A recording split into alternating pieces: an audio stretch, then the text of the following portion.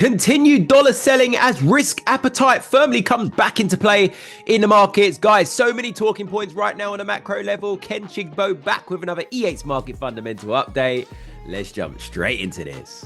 So the dollar has seen its second consecutive week of downside pressure because, as I said, there is risk appetite clearly in markets. And one of the key reasons is there's a lot of relief, right? When obviously we had Trump coming into play, ahead of his presidency, when markets were getting ready for it and pricing in. And then even when he came into power after his inauguration as the president, there were still some fears that he's going to sit down. And obviously he did speak, right? He did speak a lot. But there's fears he was going to sit down and announce tariffs left, right and center. Well, actually implement them. Now, markets are relieved because basically, obviously, we've seen Mexico and Canada being delayed by 30 days, by a month, because they had positive negotiations. And then now, obviously, Trump was noting those reciprocal tariffs, but still nothing has been implemented. So markets are like relieved. They're like, oh, phew, we were fearing the worst. Markets always fear the worst. They're fearing Trump was going to sit down and there are going to be tariffs everywhere. But they haven't actually been implemented. So this is actually inviting risk appetite in the markets, which is why we're seeing the likes of dollar, safe haven, yen, safe haven, have been weakening within recent weeks, okay? And also the Swiss franc has seen a little bit of weakness. So if we just take a look at the dollar here, I want to talk about, before we talk about these key events this week, I just want to show you here on the monthly, we're at a very, very key area, guys, right? We spoke about this before, how we can view this dollar index as a double bottom, 1, 2 down there at that psychological 150 area. And the neckline basically around this 106.50 area, okay? It's big and psychological. And excuse me, guys, I do have a little bit of a cold, so excuse the sniffing.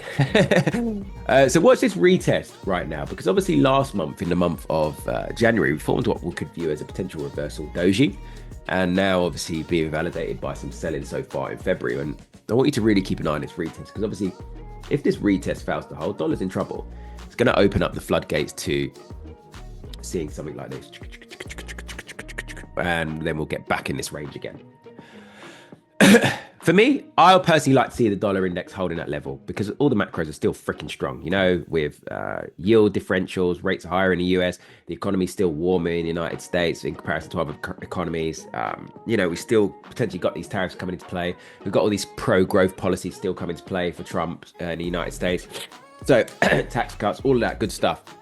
So I still see a massive divergence there, which is once this risk appetite sentiment thing sort of wears off, focus back on the longer term macros which support the dollar. Last week we did have a slight cooling in some readings of the inflation. Okay, CPI remains elevated, okay, which is why dollar actually pushed to the upside early part of the week there on Wednesday, but it was short-lived. And in markets, when you look at, obviously Forex actually doesn't show all the figures, but there are other figures stripping out food and energy. So ex food and energy, some of the PPI figures cooled, okay? So markets took that as a thing that inflation's slowing down, so closer for the FOMC potentially to start cutting rates. But they're not going to be cutting rates. Jerome Powell already said at his testimony that they're not cutting rates anytime soon. Inflation's still not where it needs to be, okay, as you saw there with CPIs. But markets just looking anything, you know, any excuse to sell dollar. Okay, so this week anyway, we're going to keep an eye on from the United States. Trump's going to be speaking, so again, all focus on tariffs, all right? Volatility there for sure, but unless he actually implements something, risk appetite will likely remain. Then we've got manufacturing and services PMIs from the United States as well, and also weekly unemployment claims. Obviously, we know with the labor market remains solid at the moment in the United States, as we saw with the latest round of government figures, NFP. Wages still high, unemployment rates low. So I still expect those unemployment claims to remain pretty low, as we've seen within recent times. And then the services PMI expected to pick up to 53.2. It remains healthy, and manufacturing in the United States also remains healthy above 50 at 51. Expected to be unchanged there. But in terms of, if you ask me, Ken, what's going to happen with the dollar, I'll be looking at March as a most likely case for a solid rebound for the dollar, in my opinion, once this risk appetite sentiment wears thin. Exciting times ahead for AUD, because we do have the RBA rate decision among key other data as well, employment data as well from Australia. So expect a bit of volatility. Now, we're finally getting to the stage where obviously the RBA have been one of the most hawkish central banks in some sense, because they're going to be the last major central bank to cut rates. Okay, and this time round, they're expected to cut rates because we have seen inflation gradually coming down and we have seen softening in the labor market, which warrants a rate cut because we're seeing a slowdown in spending potentially. We're seeing the unemployment, the employment situation worsen. So those are key signs that the labor market, the economy is cooling. When we look here, obviously you can see expectations are for a 25 basis point cut. We're expected the labor market to worsen, less jobs being added, okay, in terms of employment change, and the unemployment rates tick higher, which also will back the case for that rate cut in February from the RBA. But it is likely to be a bit of in my opinion, I think it could be a hawkish cut when it cut rates, but they don't leave the door open to aggressive cutting. If we look, let's just quickly take a look at inflation here. Inflation is still sticky. Remember, they want inflation down at around the 2% mark. If you look here on a year on year, it's still at 2.5%. So I think there's going to be an element of caution there.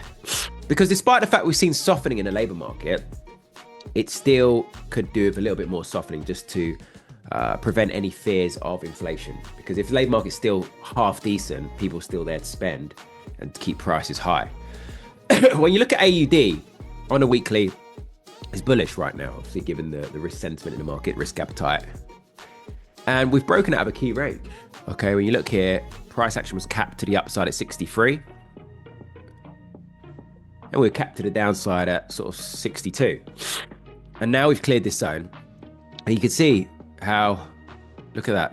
Just look at the daily, the importance of this zone. Look, rejection, and then finally a breakthrough. So keep an eye. If this retest holds and we do get that hawkish cut from the RBA, or you never know, maybe they don't cut at all, that would send AUD rocketing.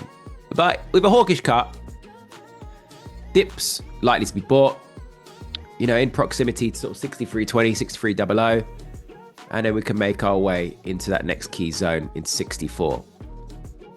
Okay, if you look on a daily, you can see the significance. That'll be the next major target area. Obviously, if we break that down, we'd be working towards 65s, all right? But this is the first target area, so keep an eye on AUD this week. Another central bank decision, this time for New Zealand. So NZD volatility, because we have the RBNZ rate decision, where these guys are one of the most dovish major central banks as well. Up there with the Bank of Canada have been cutting rates consecutively. These guys have been cutting more or less back-to-back 50 basis points cuts. They're expected to cut again by 50 basis points, as you can see here, taking a rate down to 3.75% from 4.25%. Now, obviously, we've seen a softening in the economy, softening in the labour market, inflation cooling, GDP growth is next to nothing, really. It's just very slow. So it's all warrants rate cuts from the RBNZ. So this cut of 50 basis points is priced in.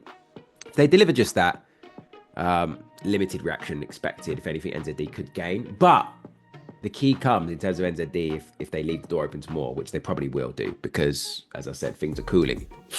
Now, when you look at NZD versus the dollar, there are still some vulnerabilities here, okay? Obviously, we've had a big push to the upside there on the weekly, similar to, obviously, its peer, AUD, right? This was also capped within a bit of a narrow range. Capped to the upside around 57.00, to the downside around that 55.00 area, so sort of 200 pip range. But I still see a little bit of vulnerabilities here because a couple of reasons. One, potential bearish channel, this ascended channel, or you could view it as a big bearish flag. And two, when you look at structure, we're still to the downside. We're still sort of more or less been printing lower highs, lower lows over the longer term. So I still see some vulnerabilities there, especially how these guys are cutting consecutively. And versus the FOMC, they're not. Okay, FOMC not cutting rates. So you go and get a higher yield in the United States, you're more likely to put your money in the US than you are in New Zealand, who are vulnerable as well to potential downside risks, especially with the secondary impacts of tariffs from China. All of that. So I still see some vulnerabilities here, and obviously expecting, for me, in my opinion, expecting a dovish RBNZ decision. Volatility also expected for the pound. We've got some key data right now this week in the form of inflation and retail sales, and also manufacturing and services PMI data. Now, pound recently has caught a bid, okay, despite obviously the Bank of England at their last session were dovish. They were downbeat on growth prospects for the UK. They saw sticky inflation, so it's a stagflation scenario, as we've been talking about for a while. But GBP catching a decent bid versus the dollar because obviously that risk appetite. And GBP is one of those really sensitive currencies to sentiment. And where we've had risk appetite, It's been a very good performer versus the dollar here. Obviously, 2 consecutive weeks to the upside now. Now, if we keep an eye, obviously, on these key components, see we've got labour market data as well in the UK. All right, let me just bring out, because it's skipping out some of the good stuff, the unemployment rate as well. Let me show you here. Okay, so just one moment. Okay, GBP here. So average earnings expect to remain sticky, which is obviously inflationary, which is one of the reasons as well why the Bank of England still see higher inflation, because wages are high. Unemployment rate is expected to worsen to 4.5%, which is a little bit deflationary, but wages are still freaking high.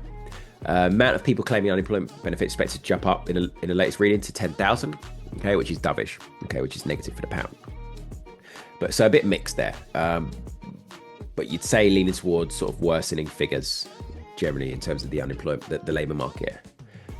Inflation is expected to remain sticky at 2.8%. Not surprised, because wages are still freaking high, and generally speaking, the labour market's still relatively performing well, relatively. And then retail sales. Expected those numbers to be strong. Again, wages high, labour market still okay. So are we going to be surprised to see higher numbers from the UK retail sales? Probably not. Consumers still spending. Manufacturing expected to remain in contractionary territory. I mean, the UK is not a massive manufacturer. Services is the important one, expected to remain above that key 50 area at 50.8. Now, if we look at GU, just give me a moment to bring up the chart here. Now, as I say, latest couple of weeks we've been pushing to the upside. I'm still bullish right now, but we need to clear this sort of 26 area. Can you see where we've run into some supply there? Early 26 region. You can sort of see it nice and clearly on the 4-hour. Look, formed a bit of a reversal candlestick, but dips are being bought at the moment. I think if obviously that data does beat expectations, okay, we need generally good data across the board. We need to see sticky inflation, because it'll mean the Bank of England are not going to rush to cut rates again. We need to see labour market remaining relatively tight, higher wages, and a good retail sales number. And this should break. The key for me is that we break out of this heavy supply area, and then it's going to run all the way into close towards 28. Look, that's the next major zone. Can you see it with me, guys? Oh, there we go. This will be the next major zone. Okay, once we conquer 26, if we conquer 26, then we'll run to 2800. But for me, long term, once this dollar pullback finishes, and as I say, as we focus on the dollar macros, I think we will resume business as per normal to the downside. But for now, we've got to trade what we see. The risk appetite's there. And if that UK data supports that, then we're going to run in towards 28, in my opinion. Last but not least, the euro. We've got key manufacturing and services PMIs data from the Eurozone this week. Now, euro in the latest week versus the dollar specifically. As you can see here, we finished firmly in the green. I'm still a bit wary of euro because the economy is messy. It's poor. There's high public debt levels. Inflation's still sticky. Growth is low. Stagflation like the UK, but the economy's worse. It's worse. And maybe we feed into that narrative depending on these PMIs. But right now, obviously, it's being supported versus dollar, being supported to the upside by risk appetite. And obviously that dollar downside at the moment. But I wouldn't back euro in general, personally. Okay. It'd be my least favorite because of how weak the economy is. Now, let's keep an eye on these PMIs. Expected to remain steady, if not slightly better than expectations across the board there. As you can see, maybe no frills there. If we look at euro, as I say, big weekly performance there, given that weakness in the dollar. We're at a key area of resistance here. Can you see? It's almost like we've got a bit of a potential double bottom somewhat. 1, 2, look, like here, look, you see that? We're back at that neckline of resistance around that psychological 105. But you know what I said about the flip side of the Dixie? You know, where the Dixie's got that key support around 106.50. Look at the euro. It's that key resistance area. See? Heading into 106. So there could be some big rejections setting up potentially for next month, for March. Hence why my predictions. Obviously, it's my opinion. It's not financial advice. But right now, trading what we see, if we break down this psychological resistance at 105, okay, get a nice little breakout retest up here, this will run and go and challenge this heavy area of supply here at 106, the top part of that range. Okay, obviously that's dependent on risk sentiment this week and dollar, and of course those PMI data. So another week filled with economic events and volatility. Have an amazing and blessed week, and I'll catch you in the next video.